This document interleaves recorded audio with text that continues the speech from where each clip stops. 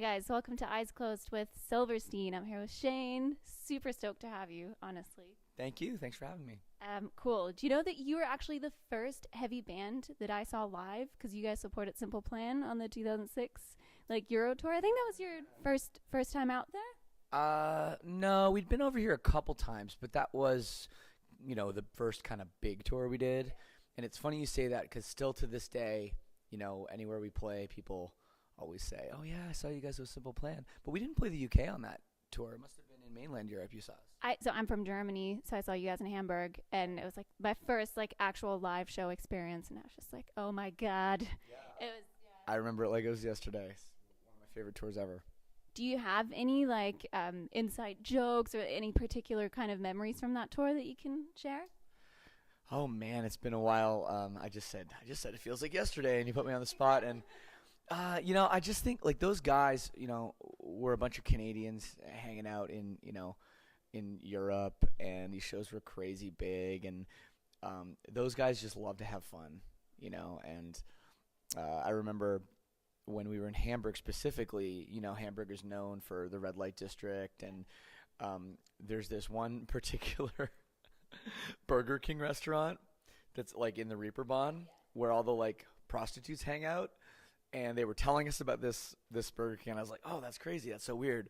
And David from Simple Plan was like, we gotta go check it out. I'm like, really? All right. So we just went there just to go look at the red light district and the hookers. So there you go. That's what we did after you saw our bands. We went and we didn't buy any hookers or anything. Let's not get mixed up here. We were just window shopping. You take a look. That's what you do. Classic David. So now you're headlining shows in the UK and all over the world, basically. Do you kind of get nostalgic about the time that you're just starting out when everything was really fresh and new and exciting?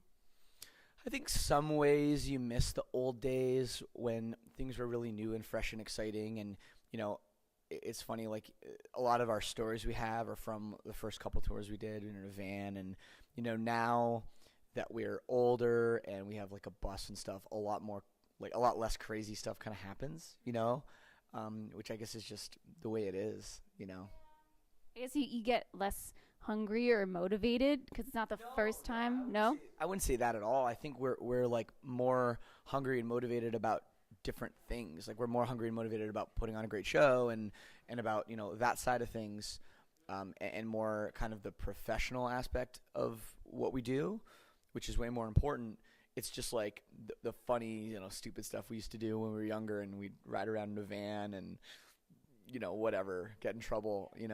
Those are the kind of, I miss those, those moments, I guess, because they're fewer and far between now. Yeah, definitely. It's a different point in time and in your life, I guess. Yeah, it is, but we still have silly things. Like today, for example, is Bananashozen. Man, I meant to ask you about what is that? Bananashozen is an ancient German occasional holiday tradition from East Germany, actually. And basically what happens is you put out all your shoes, where you live, especially if you live in a tour bus. You put out your shoes, and then if you've been a good boy or girl, Papa comes and puts a banana in your shoe. And then you wake up in the morning and you eat your banana, and then you exchange lovely gifts. Actual gifts or banana peels or? Sometimes the gifts are banana themed, but they don't have to be. That I can't believe you're teaching me something about my own culture and stuff. I can't confirm this, but it seems to be a thing. Maybe I'm not a great German. Speaking of German, Bananashozen. We have a song and everything. Damn it, you're great. I have to learn from you. So you're huge in Germany. You just played an exclusive German tour with just German dates. They go nuts for you, don't they? It was completely sold out. I can't believe how. Yeah, we sold out the whole tour. I think it was 14 shows, which is a lot for a relatively small country. And people just go wild there for us. They've just been so supportive, and it's just kind of something to give back a little bit to them for all the support and love they've given us and shown us.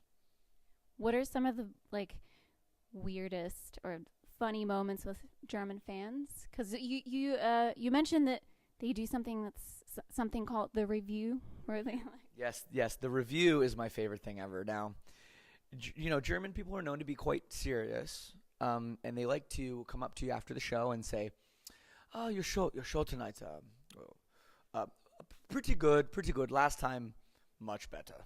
Last time was much better." And you're just like, "Okay, thanks."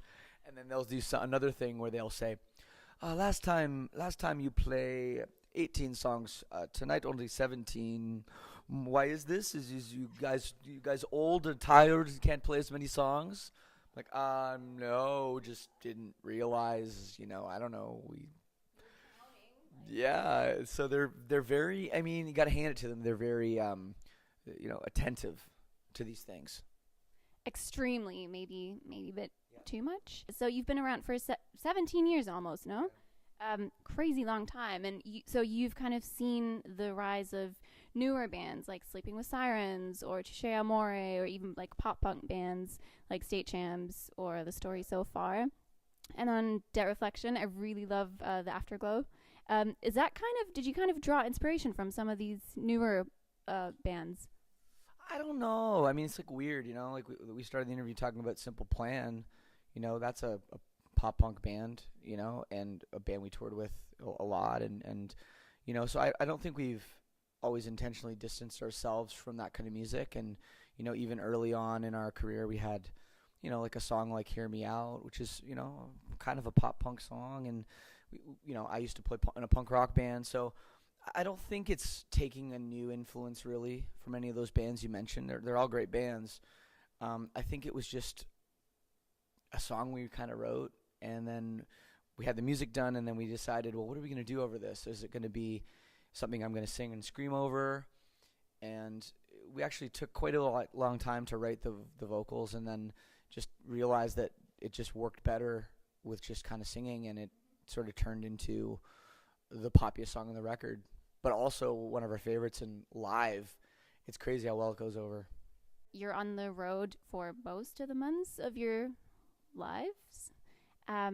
What does that kind of imply for your conception of home?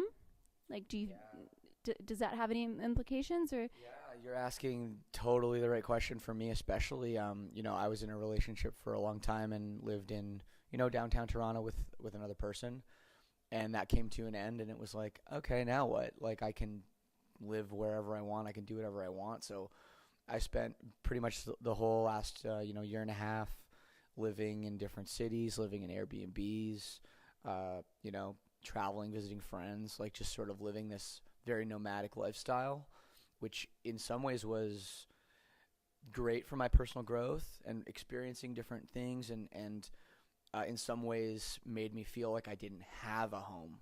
Do you know what I mean? Didn't make, and especially since I've, we're coming up on 15 years that we've been doing this full time as a touring band, so I'm used to it, but in some ways I wonder if it's not good and healthy to not be like, okay, at the end of the tour or the end of the recording, I'm going to go home and put my feet up. Well, my home is like a random Airbnb in whatever city, whether it's in Los Angeles or Chicago or, whatever, that I happen to be hanging out in. So it's, I don't really remember your original question exactly, but, it's, for me, it's definitely been pretty crazy the last little while. It's just the way that I've sort of adapted, to ever-changing lifestyles and like living out of a suitcase for pretty much 15 years.